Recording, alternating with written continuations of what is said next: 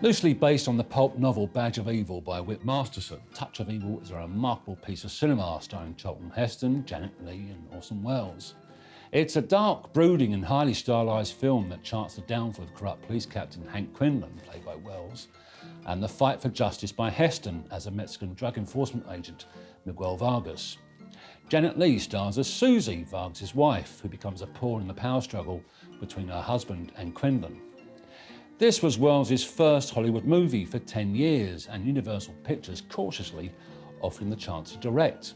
Welles accepted on the condition that he rewrote the script, and it's Welles' screenplay that lifts the film from B-movie to cult classic. Vargas has a theory that the murder itself was committed outside of our jurisdiction. Of course, we're all of us going to cooperate with Don't Mr. worry, Vargas Captain. here. I'm merely what the United Nations would call an observer. You don't talk like one, I'll say that for you. Mexican, I mean. Captain, you won't have any trouble with me. You bet your sweet life I won't.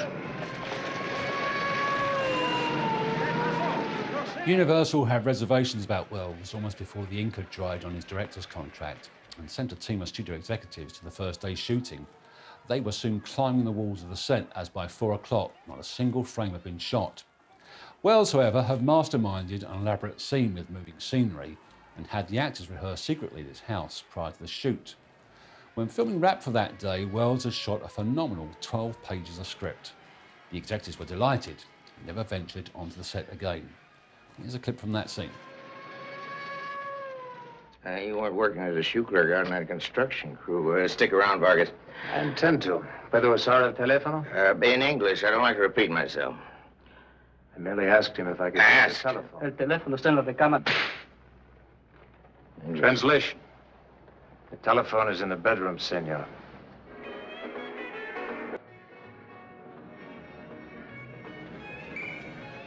For the record, that scene is a continuous take of over 5 minutes. Of course, it's the 3-minute 20-second opening boom shot from the car bomb as it crosses the border that's made Touch of Evil legendary. If you look closer at the scene, you'll notice some interesting points. Firstly, the take used was the last, and as Heston and Leigh walk down the main street, you can just see the dawn rising. Welles had choreographed everything down to the last detail, but the pressure proved too much for the bit part actor playing the border guard, who kept fluffing his lines. Welles eventually directed him not to do the dialogue, but just move his lips. And you can also see Janet Leigh cradling her left arm, which she had broken just prior to the shoot. Technically, the film is a masterpiece. Welles' use of lighting and framing add to the tension, as does his use of handheld cameras, which he had seen on set whilst exiled in Europe, and it's particularly effective in the fight scene between Grande and Quinlan.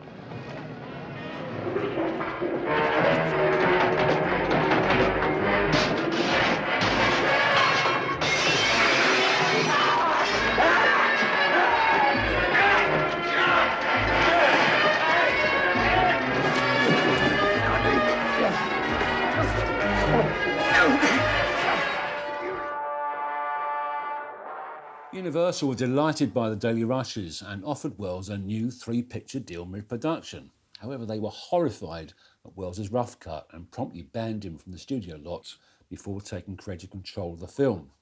Veteran B-movie director Harry Keller was hired to shoot additional scenes of exposition, as Universal believed the storyline was incomprehensible. When Welles saw the studio's cut, he penned a 58-page memo imploring them to reconsider their version, but it was too late, and Universal were determined to bury the picture as a B-movie within a double feature.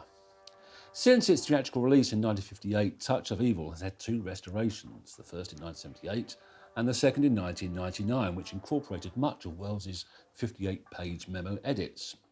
Whichever version you see, Touch of Evil remains a riveting film, and Welles towers over the movie as the bloated, loathsome Quinlan. Special mention should also be made to the outstanding contribution made by Joseph Kalalea as Quinlan's faithful sergeant and Akin Tamaroff as Joe Grande.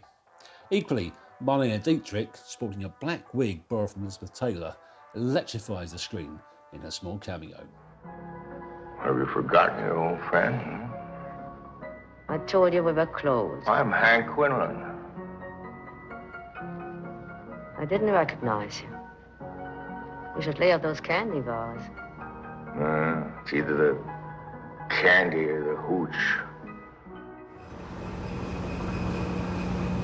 Touch of Evil is not without its flaws. Although Heston turns in a terrific performance, there is no depth to his Mexican character. And it begs the question, what might a native Mexican like Anthony Quinn have brought to the film?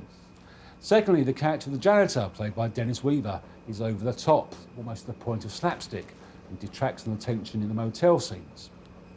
It's interesting that nearly every poll of polls in the best film of all time puts Wells' Citizen Kane as the finest picture ever made.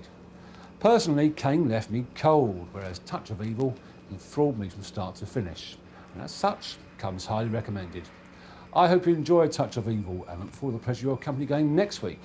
Until then, it's goodbye from the Big Film Show. Night. Adios.